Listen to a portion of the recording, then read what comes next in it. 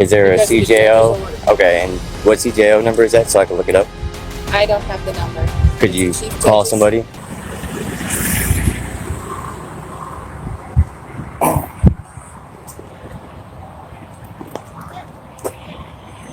Why? Am I being detained? Am I being detained? Okay, then I don't need to talk to you. Have a good day. Why not? Says who? What law is that? Why are you doing that? Because I can't. Am I breaking the law? What law am I breaking? You can't repeat video. Why not? Unless it's against the law, I certainly can. Well, This is public property, is it not? Is there a reason Because why I you're can't. recording? I'll have to give you a reason.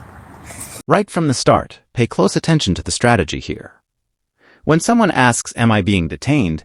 they're doing something very important legally. They're forcing officers to clarify whether this is a voluntary conversation or a lawful detention. That single question often determines how the entire encounter unfolds.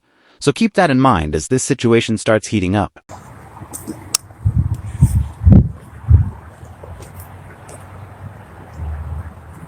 He's refusing to stop. You tell me I'm not breaking the law, so why do I have to stop? If there's not a judge's order and it's not against the law, why would I have to stop? Yeah. Well, that's what I asked. If there's a chief judge's order or a law, that's why I asked her. She said there's no No, law. I'm asking you why you're recording anyway. I don't have to answer that question. Okay, well, That's we're what I'm trying asking to you tell not to I'm asking you videotape why. because of that. Is there a Because the judge's CJO? order. Okay, and what CJO number is that so I can look it up? I don't have the number. Could It's you the chief call judge's- somebody? Notice the tension building already. The officer insists the recording must stop, yet the auditor calmly keeps asking one simple question. What law? This is where many confrontations fall apart, because authority alone isn't enough. In most public spaces, restrictions must be based on an actual statute or court order.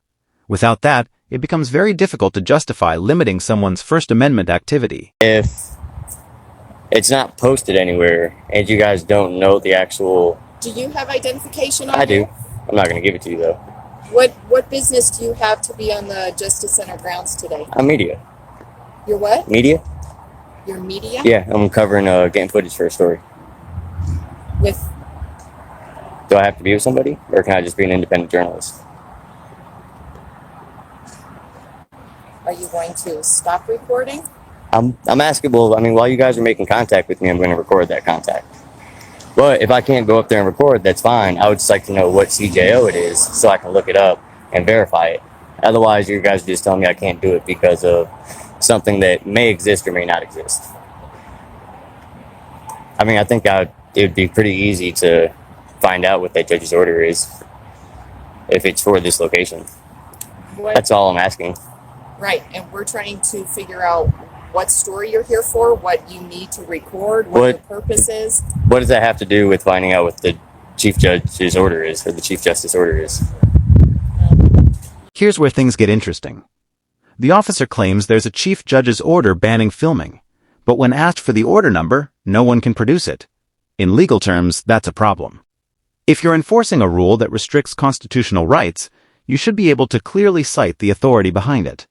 Otherwise, it starts to look more like assumption than enforcement. Like, I won't go any further. I'll stay right here too. You know, I won't keep going. I mean, if there's a judge's order.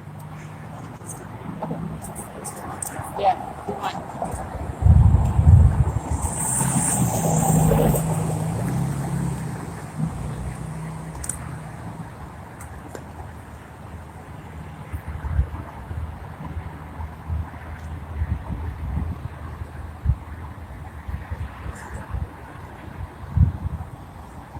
So there's an order that says that media can't come here to take pictures.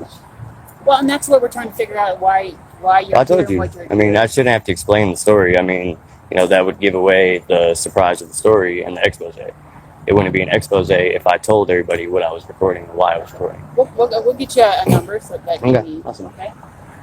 Is it the one that says no protesting, the same one that's at Elbert County? It's one going to that be a takes- different one because they're a different jurisdiction. Well, the CJO that I know about is, I want to say it's 11 or -014, something -014. And I said that there's no protesting, no loud noise, nothing like that, but recording isn't listed anywhere in it.